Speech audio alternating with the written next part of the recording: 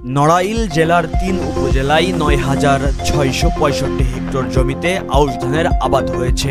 আবাদকৃত জমিতে ২৫,৭৯৯ metric ton চাল উৎপাদনের সম্ভাবনা রয়েছে বলে কৃষি বিভাগ জানিয়েছে।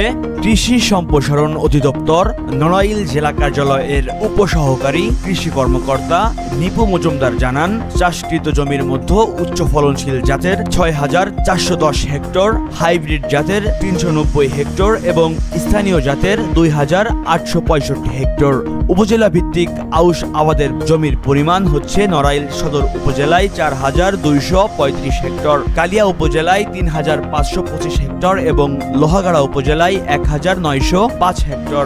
নড়াইল কৃষি সম্প্রসারণ অধিদপ্তরের উপপরিচালক মোহাম্মদ আশেক পারভেজ বলেন, এ জেলা আউশ ধান চাষের জন্য উর্বর ক্ষেত্র।